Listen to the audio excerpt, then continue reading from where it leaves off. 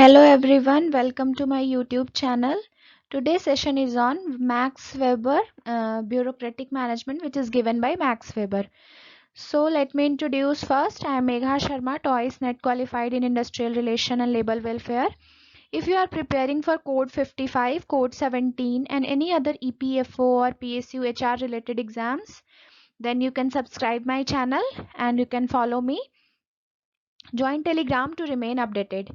So you can give feedback in comment sections also. So start with the Max Weber bureaucratic management. In previous video we can study about the classical administration management, in which scientific management and administrative management. So this is a third video on the classical management theory. So moving towards Max Weber. Actually, Max Weber born in Western Germany. He joined the University of Berlin as an instructor in law. Actually उन्होंने जो law study किया था वो university of Heidelberg से किया था, और फिर उन्होंने ज्वाइन किया यूनिवर्सिटी बर्लिन में, जहाँ पे वो इंस्ट्रक्टर थे लॉ के. बहुत सारे पेपर्स जो हैं वो लॉ में उनके पब्लिश हुए, including social, political, economic factors को जो भी प्रेवलेंट थे उस टाइम पे. तो वो सारे मैटर्स को उन्होंने कंसीडर करके, और कुछ जो उनकी मेजर राइटिंग्स हैं जैसे कि थ्योरी ऑफ इकोनॉमिक है and theory of social organisation है, तो ये सारी जो थी ये मेजर उनकी राइटिंग्स में कंसीडर की जाती हैं. सो उन्होंने एक जनरल इकोनॉमिक थ्योरी भी जो है ये भी मेजर राइटिंग्स में ही आती हैं. एक प्रोटेस्ट एथिक एंड एक स्पिरिट ऑफ कैपिटलिज्म भी दिया था. तो ये सारी चीज़ें जो हैं उन्होंने उस टाइम पे दी थी 1904 में. सो एक ये protest ethic and spirit of capitalism, ठीक है. और ये सारी जो हैं मेनली इंटरप्रिटेशन थी इनकी, रिलीजियस पे भी इन्होंने स्टडी किया था, एंड नोट मतलब उस समय के नोटेबल स्कॉलर में आ जाते थे. सो एक्चुअली अगर इनको कहा जाए तो इन्होंने कंपैरेटिव हिस्ट्री को अर्बन इंस्टीट्यूशन के साथ जो स्टडी की थी सारी चीज़ें. सोशल और साइकोलॉजिकल कंडीशन जो थी प्रोडक्टिविटी की, जो भी टेक्सटाइल मिल था मेनली, तो उस पे इन्होंने बहुत ज़्यादा काम किया था. और मेथडोलॉजी पे भी किया था, सोशल स्टडीज़ के मेथडोलॉजी पे भी बहुत ज़्यादा वर्क किया था. तो ये सब जो थी वो इन्होंने मेनली उनका था, मेनली मोटिव ये था कि जो प्रैक्टिकल एक्सपीरियंस था तो वो तो ऑर्गेनाइजेशन में ही इम्प्लीमेंट किया जा सकता है, बिकॉज राइटिंग्स जो थी वो तो सारी थियोरेटिकल थी. सो जो वेस्टर्न जो टेक्सटाइल मिल थी वहाँ पे जो साइकोलॉजिकल और सोशल कंडीशंस थे वहाँ पे इन्होंने एम्प्लॉय किया था वो सारी चीज़ें. सो नेक्स्ट है हमारा ब्यूरोक्रेसी. ब्यूरोक्रेसी होता क्या है? एक्चुअली जो मेनली ब्यूरोक्रेसी का मतलब होता है ना, वो टेबल से जो डिफाइन होती हैं चीज़ें, वो कि जो रूल्स बने हैं, रेगुलेशंस बने हैं, या मतलब एक जो वहाँ का व्यवस्था किया गया है कोई भी ऑर्गेनाइजेशन का, तो वो ब्यूरोक्रेसी को हम उसमें टर्म डिफाइन करते हैं. एक्चुअली जैसे ये लिखा है ना लास्ट में, रूल्स ऑफ ऑफिशियल, तो ये आ जाता है ब्यूरोक्रेसी के अंदर. ब्यूरोक्रेसी को आप एक वर्ड में अगर डिफाइन करना चाहो तो ये विसेंट डी जो गोर्नी करके थे, इन्होंने डिफाइन किया था 1945 में. सबसे फर्स्ट में ही ब्यूरोक्रेसी टर्म का यूज किया था, और यही कहा था कि ब्यूरो का मतलब होता है डेस्क और क्रेसी का मतलब होता है शासन. तो ब्यूरोक्रेसी आ गया आपका एक डेस्क शासन के नाम से आप इसको कह सकते हो. जैसे रूल्स, जो ऑफिशियल्स के जो रूल्स हो गए ना, वो आ गए कि आपका जो है एक तरह से सब कुछ जो आपका जैसे कि ब्यूरो जो हो गया डेस्क, डेस्क अगर आप बोल दो टेबल जो हो गया, आप वो आपका ब्यूरोक्रेसी के अंदर आ गया.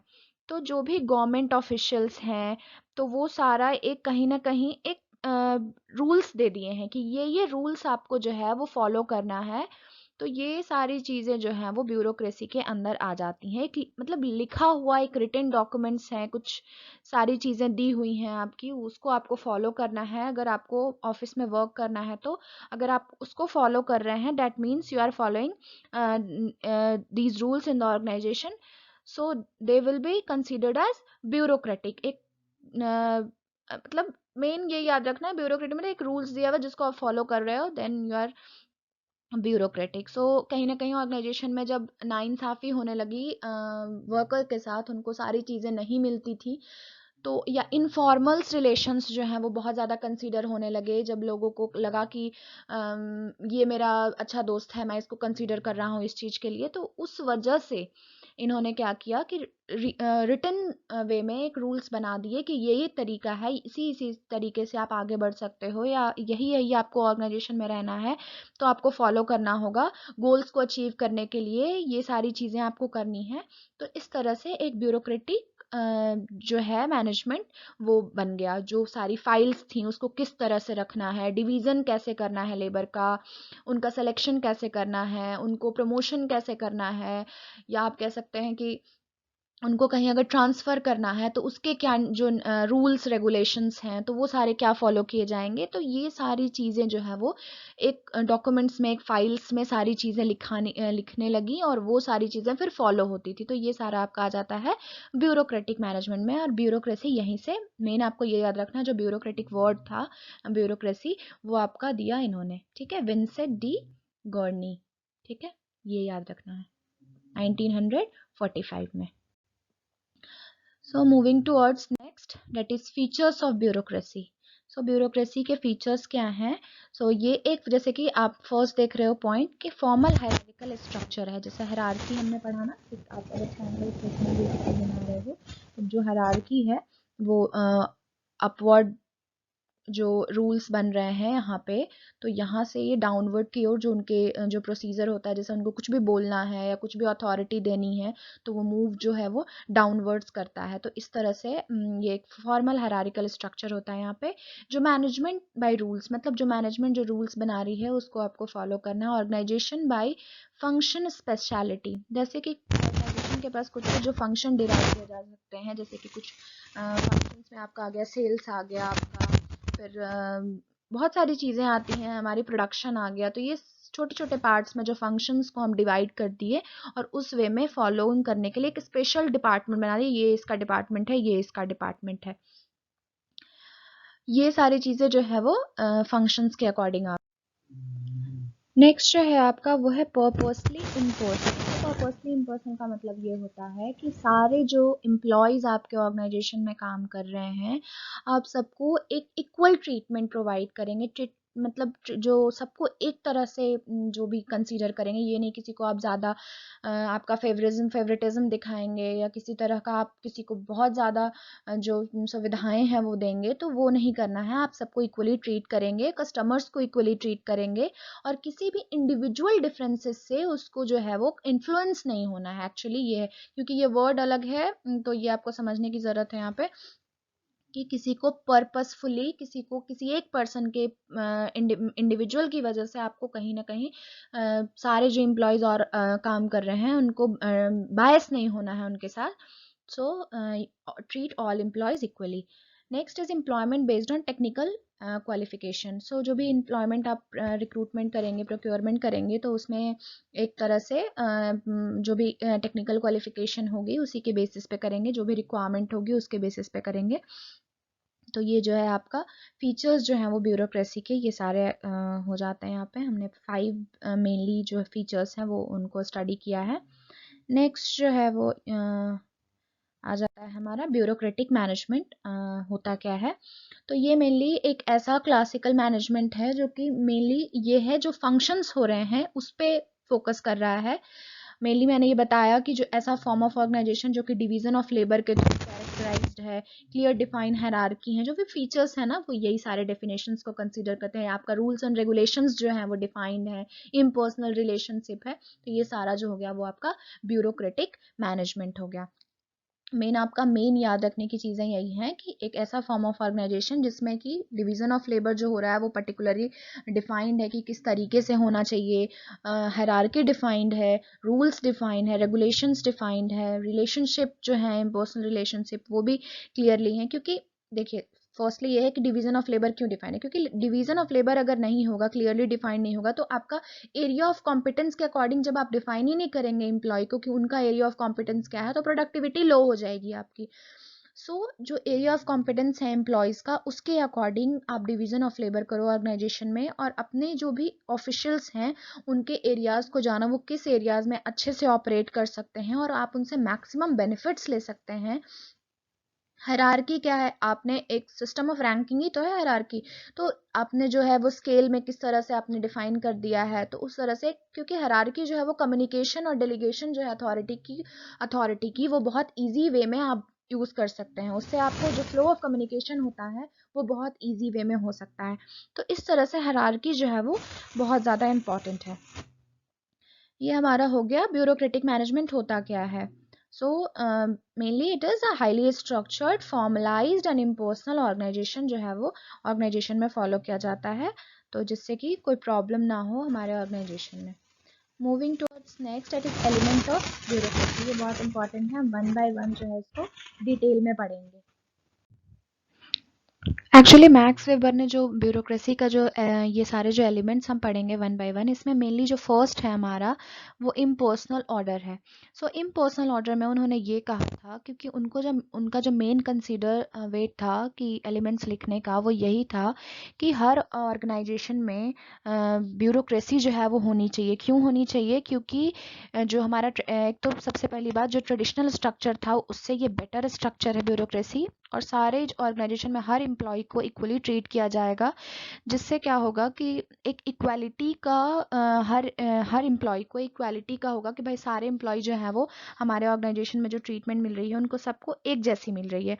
सो जो रूल्स हैं, जो रेगुलेशंस हैं, वो सारे एम्प्लॉयज़ के लिए वो बिल्कुल बराबर हैं। ऐसा नहीं है कि कोई एडिशनल एडवांटेज ले रहा है, नेपोटिज्म की कोई वहाँ पे जगह है जिससे कि किसी को प्रिविलेज मिल रहा है, तो इस तरह का, या कोई भी आउटसाइडर है या पॉलिटिक्स में जो है उसका कोई बेनिफिट्स मिल रहा है, तो इस तरह की चीज़ों को हटाने के लिए यहाँ पे है कि हर एम्प्लॉयज़ को जो है वो इक्वल ट्रीटमेंट प्रोवाइड करना है, किसी को इमोशनल एलिमेंट को एलिमिनेट करना है।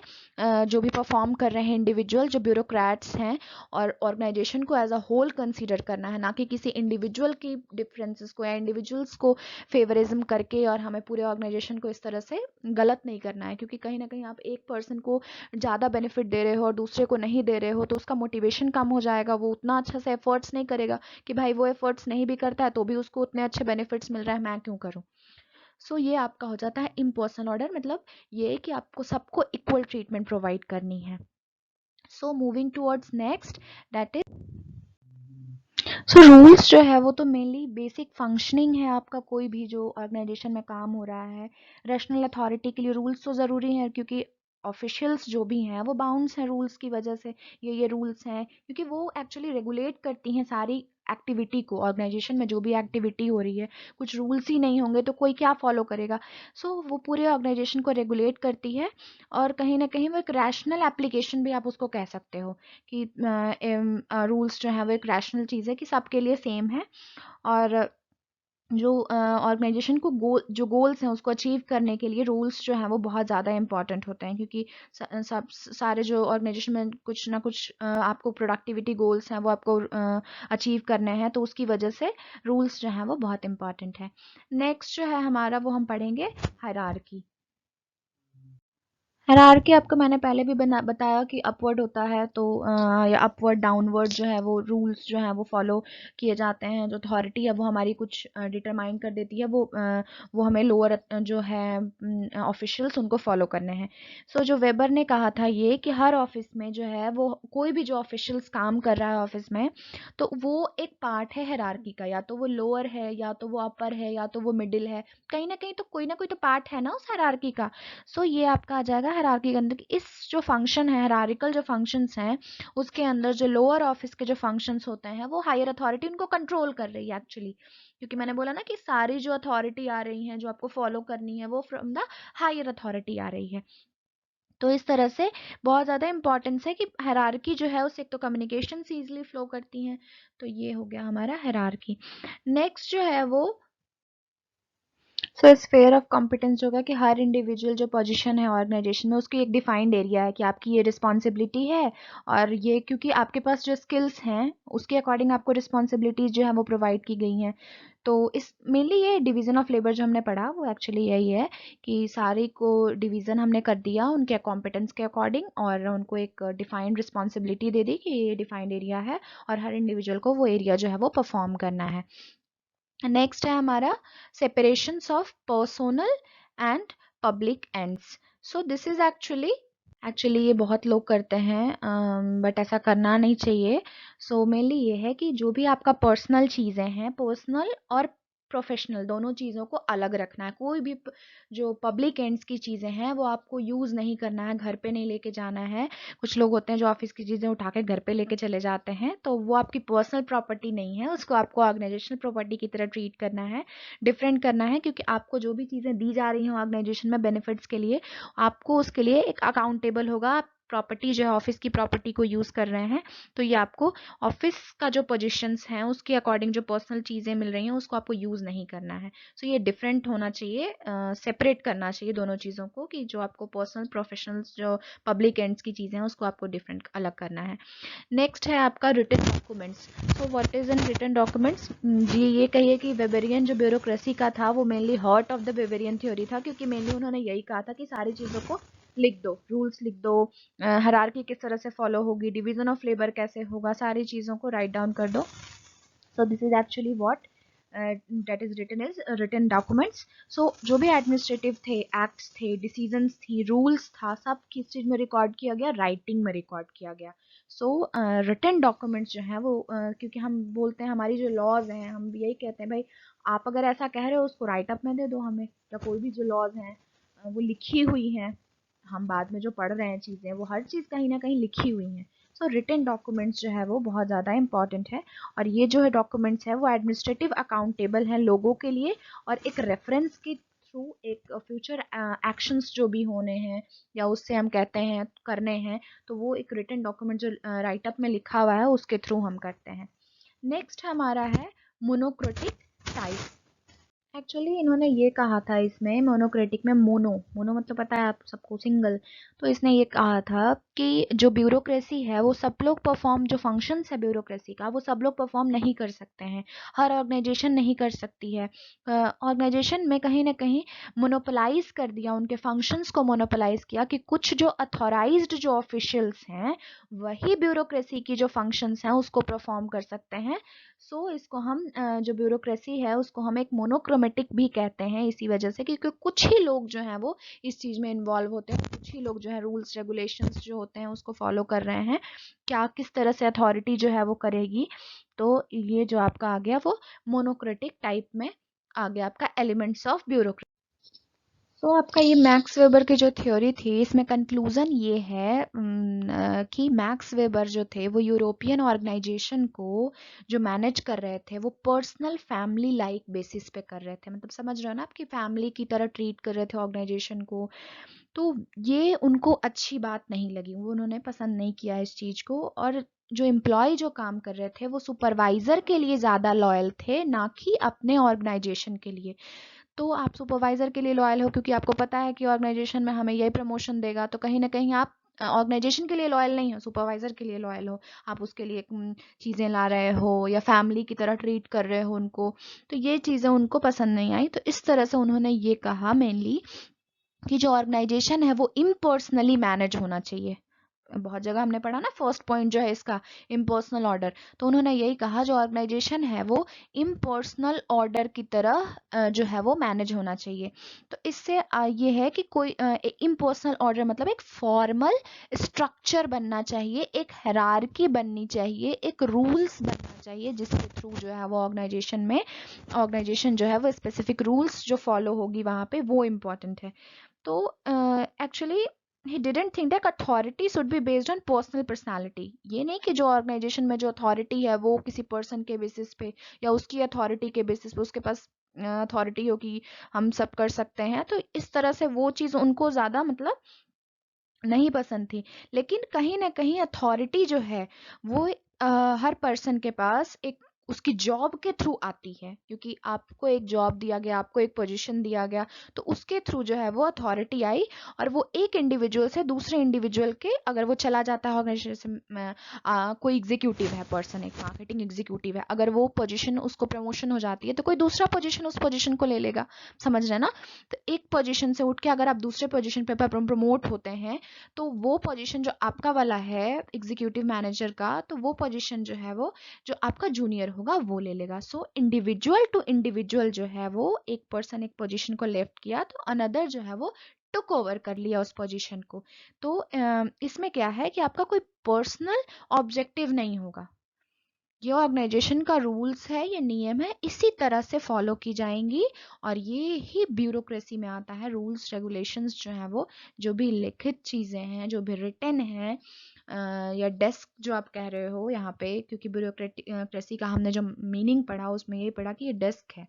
डेस्क ऑफिशियल्स जो हैं वो रूल्स ऑफिशियल्स जो हैं वो लिखे हुए हैं। ये हो गया। अगर आपको कोई भी प्रॉब्लम हो related two elements of bureaucracy और ब्यूरोक्रेसी का मतलब क्या है या फिर डेफिनेशंस में कोई प्रॉब्लम हो तो आप प्लीज़ कमेंट सेक्शन में लिख दीजिएगा। एंड नेक्स्ट सेशन जो है हम फिर करेंगे रिलेटेड टू जो हमारा नेक्स्ट था क्लासिकल के बाद हमारा बिहेवियरल स्कूल जो है, क्योंकि क्लासिकल आज कंप्लीट हो गया। जो 3 मेजर्स जो थे स्कॉलर्स उनके बारे में, एक साइंटिफिक मैनेजमेंट जो था एफ.डब्ल्यू. टेलर, एडमिनिस्ट्रेटिव हमारा हो गया हेनरी फ्योल, एंड हमारा जो लास्ट था ब्यूरोक्रेटिक मैनेजमेंट मैक्स वेबर के द्वारा जो दिया गया था वो हमने तीनों कंप्लीट कर लिया है। अब नेक्स्ट जो है वो हम बिहेवियरल स्कूल पे बनाएंगे। तो वीडियोस मैं उसका अपलोड कर दूंगी और प्रीवियस वीडियोस जो जिन्होंने नहीं देखा है वो प्रीवियस वीडियोस भी देखें और हमारे चैनल को सब्सक्राइब करें जिससे आपको जो नेक्स्ट वीडियो आएगी उसकी अपडेट मिल जाएगी। टेलीग्राम भी ज्वाइन कर सकते हैं। So thank you.